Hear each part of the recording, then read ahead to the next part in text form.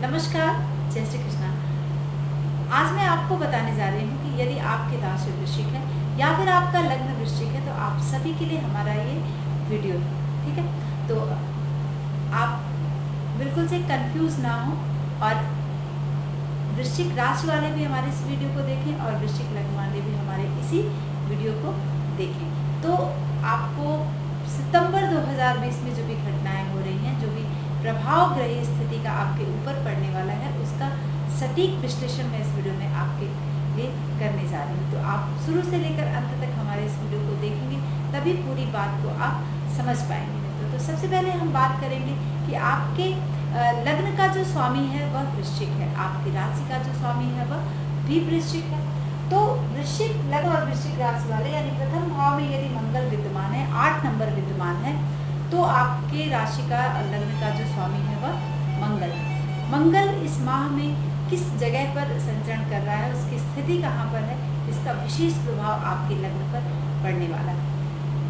आपके लग्न का जो स्वामी है मंगल वह 6ठे भाव में संचरण करेगा। मंगल से प्रभावित व्यक्ति जिसकी वृश्चिक लग्न और वृश्चिक राशि होती है, ऐसे जो जातक हैं वो बचपन में बीमार होते हैं और जैसे जैसे उनकी उम्र बढ़ती चली जाती है उनको स्वास्थ्य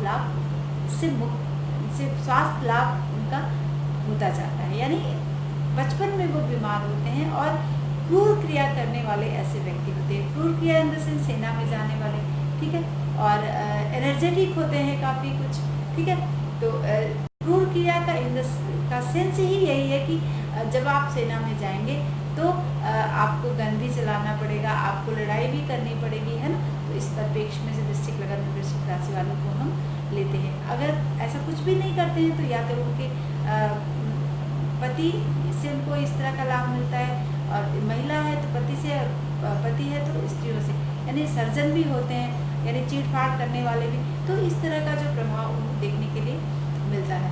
और राजकुल में बड़ी ही ऊंची पद प्रतिष्ठा पाने वाले होते हैं। राज्य में राजनीति में तो इस तरह के पद उनको मिलते हैं जिससे कि वह उनके पास एक ऐसी सुरक्षा होती है जिसको हम कहते हैं कि Z+ की सुरक्षा। तो ये सब क्या है, वृश्चिक लग्न और वृश्चिक राशि वाले जातकों पर इसका प्रभाव देखने के लिए मिलता है। अब डिपेंड करता है कि उसमें जो प्लैनेट्स बैठे हुए हैं वो किस तरह से आपको प्रभावित करेंगे। तो मंगल की स्थिति आपके 6ठे भाव में है और आपका लग्नेश 6ठे भाव में आ गया। तो 6ठे भाव में जब लग्नेश आ जाएगा तो वह आपको शत्रु का भय जो अभी तक आपके पास था वो आपको खत्म कर देगा, यानी भय आपके मन से निकल जाएगा, ठीक है। हो सकता है कि आपको व्यवसाय के लिए, अपने कार्य क्षेत्र के लिए या फिर शिक्षा, अगर विद्यार्थी हैं आप तो शिक्षा के लिए आपको प्रवास की स्थिति करनी पड़ जाए और बहुत संघर्ष के बाद आपको सफलता मिलने के चांसेस है यदि आपका लग्न वृश्चिक है तो। और अगर कोई अदालती मामला आपके लिए चल रहा है या फिर किसी इस तरह लीगल मैटर में आप उलझे हुए हैं तो आप बिना रिश्वत दिए उसमें अपने पक्ष में उसको नहीं कर पाएंगे। इस बात को आप हमेशा ध्यान रखें। तो अगर इस तरह की कंडीशन है तो डील करें रिश्वत के लिए, मतलब कि कुछ ना कुछ आप सबको जब तक आप पैसे खर्च नहीं करेंगे आपको लाभ यहाँ पर नहीं मिलने वाला है, ठीक है। और झगड़े लड़ाई की बिल्कुल इस महीने में कोई भी संभावना मंगल यहाँ पर नहीं बना रहा है। बहुत पीसफुली आप इस समय को गुजारेंगे। धन की स्थिति काफ़ी पॉजिटिव रहेगी, ठीक है। तो इतना धन आपको रहेगा कि आपको दूसरे से कभी भी उधार मांगने की यहाँ इस सितंबर 2020 में ज़रूरत नहीं पड़ेगी, ठीक है। तो ये स्थिति आपके लिए काफ़ी पॉजिटिव बना रहा है। शत्रु जो है वह आपके बिल्कुल से परास्त हो जाएंगे।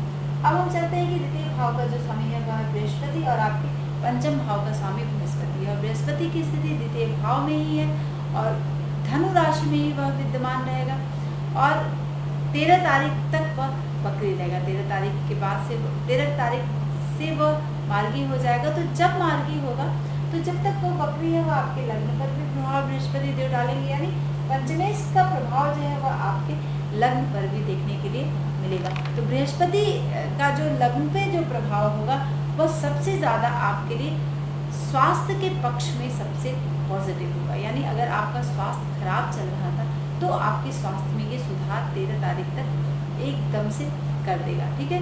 क्योंकि आपके लिए यह जो एक मेंटल लेवल है, आप आशावादी विचारधारा से परिपूर्ण होंगे। समाज में आपकी प्रतिष्ठा बढ़ चढ़कर रहेगी और प्रतिष्ठा की वृद्धि यहाँ पर बृहस्पति देव अभी तक आपको करा रहे थे, लेकिन जब वो 13 तारीख से मार्गी हो जाएंगे तो वह द्वितीय भाव के ही फल को आपको प्रदान करेंगे। तो द्वितीय भाव में वह आपको आर्थिक उन्नति देंगे, आपके जायदाद में वृद्धि करेंगे, घर से संपत्ति से संबंधित लाभ बृहस्पति देव यहाँ पर आपको कराएंगे। आपकी जो मासिक आय है उसको भी बृहस्पति देव यहाँ पर बढ़ाएंगे, जिससे कि जो आप कर्ज की स्थिति झेल रहे थे उसमें आपको मुक्ति मिल जाएगी, ठीक है। और चूँकि पंचमेश है तो विद्यार्थी वर्ग के लिए भी काफ़ी शुभता यहाँ पर मिलने वाली है। उनका जो पढ़ने में, पढ़ाई में मन लगेगा, बृहस्पति देव यहाँ पर पढ़ने के लिए आपको प्रेरित करेंगे, ठीक है। काफ़ी कुछ अच्छी स्थिति रहेगी। जो प्रेशर आपके ऊपर था वह समाप्त होता हुआ दिखेगा सितंबर 2020 में।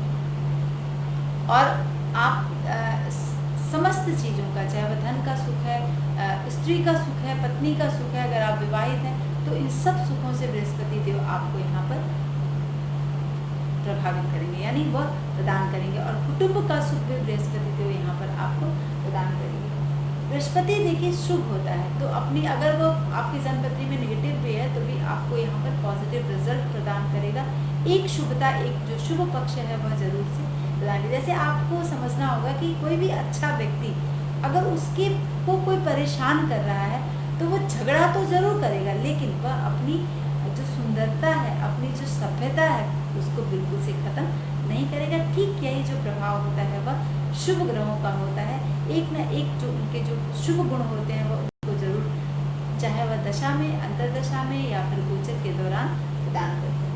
शनि की स्थिति क्या है? शनि आपके तृतीय और चतुर्थ भाव का स्वामी होकर तृतीय भाव में शनिदेव संचरण कर रहे हैं और वह पूरे महीने वक्री रहने वाले हैं। तो जब वह वक्री रहेंगे तो आपके द्वितीय भाव पर प्रभाव डालेंगे, यानी द्वितीय और तृतीय दोनों भाव पर यहाँ पर शनिदेव आपको प्रभावित करने के लिए आ रहे हैं। तो जब शनि का प्रभाव आपके द्वितीय भाव पर पड़ेगा, ठीक है, तो क्योंकि द्वितीय भाव काफ़ी पॉजिटिव धन, कुटुंब, स्त्री, इन सब का भाव है, लेकिन तृतीय भाव में शनिदेव बहुत ही शुभ होते हैं। तृतीय, एकादश और छठा भाव शनि के लिए बहुत ही पॉजिटिव होता है, ठीक है।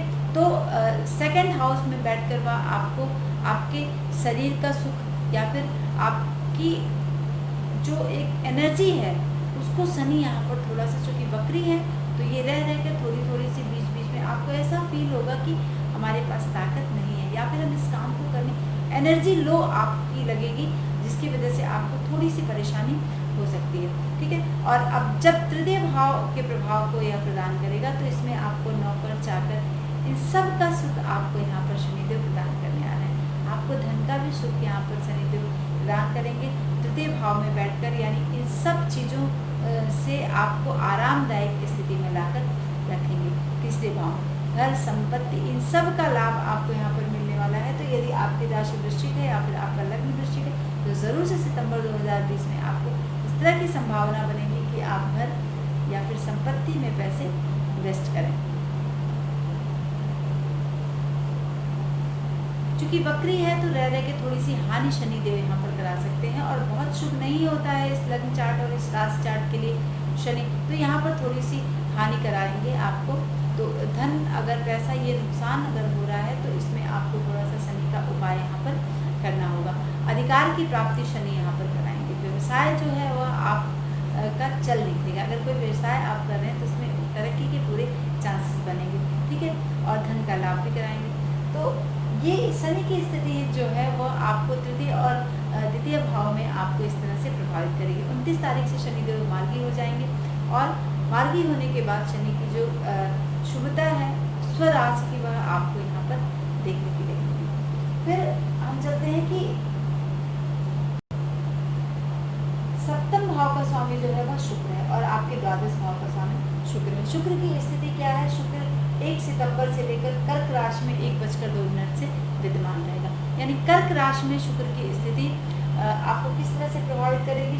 सूर्य और चंद्रमा ये वृश्चिक लगन और वृश्चिक राशि वाले जातकों के लिए विशेष शुभ ग्रह होते हैं, ठीक है, बहुत शुभ होते हैं। बृहस्पति शुभ होता है लेकिन चंद्रमा और सूर्य विशेष शुभता आपको प्रदान करते हैं, चाहे वह दशा में आते हैं, अंतर्दशा में आते हैं या फिर आपके गोचर से आते हैं। अब गोचर से शुक्र की स्थिति यहाँ पर,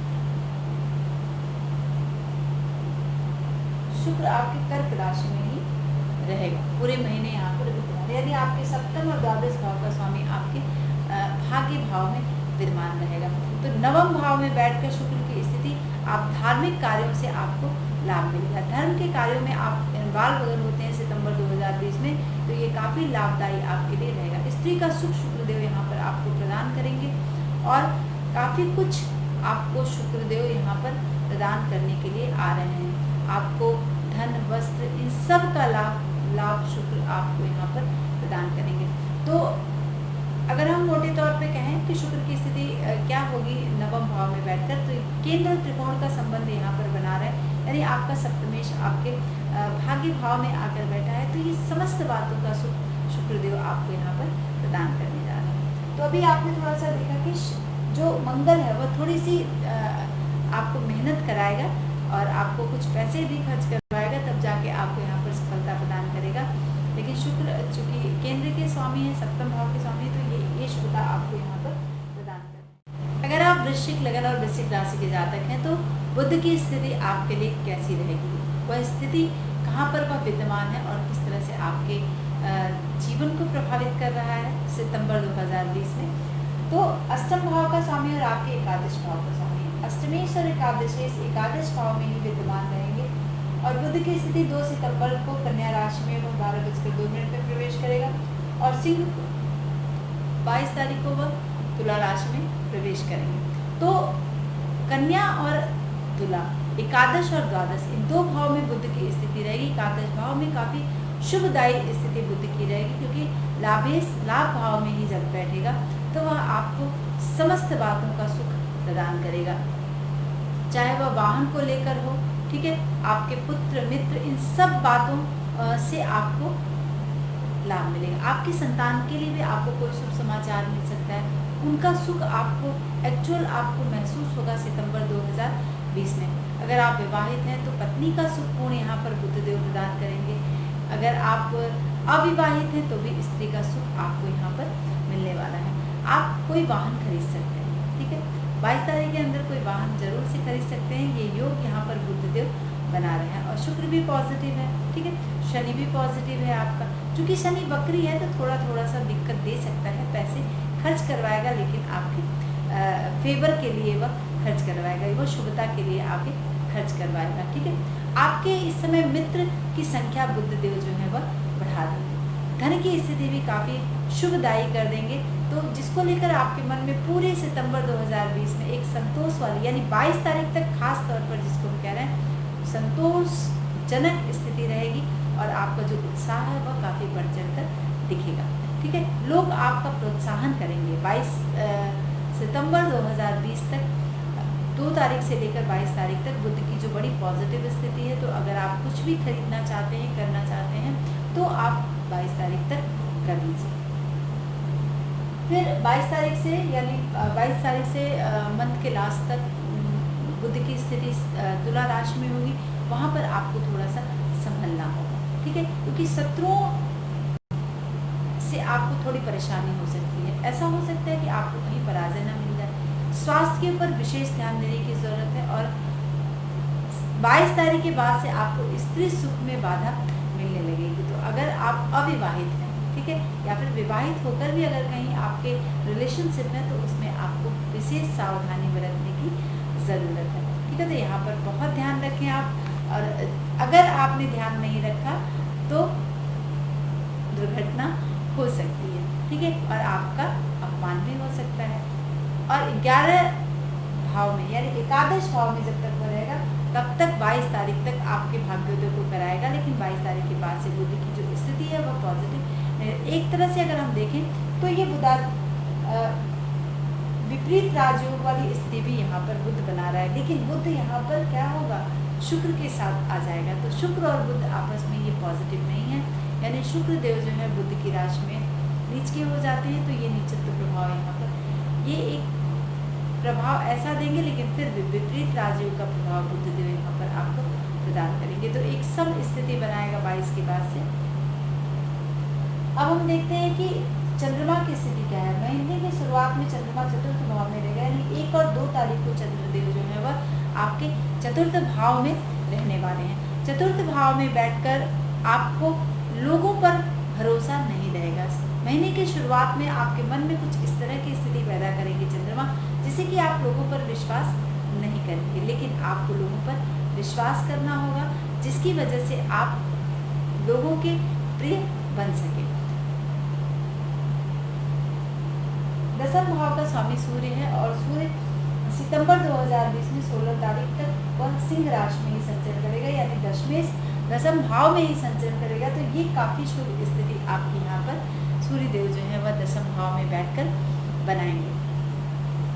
समस्त कार्यों में आपके सफलता प्रदान करेंगे। ठीक है, तो अगर आप चाह रहे हैं कि हमें सफलता मिले तो ये जो समय है 16 तारीख 16 सितंबर तक का समय जो है आपके लिए काफ़ी पॉजिटिव स्थिति में सूर्यदेव आपको यहाँ पर रखेंगे। बड़े से बड़े काम को आप अपने हाथ में लेंगे और उसको चुटकियों में कर डालेंगे, तो ये स्थिति सफलतादायी रहेगी। फिर एकादश भाव में सूर्य की स्थिति होगी, यानी 16 सितंबर से कन्या राशि में आएंगे 9:07 पर।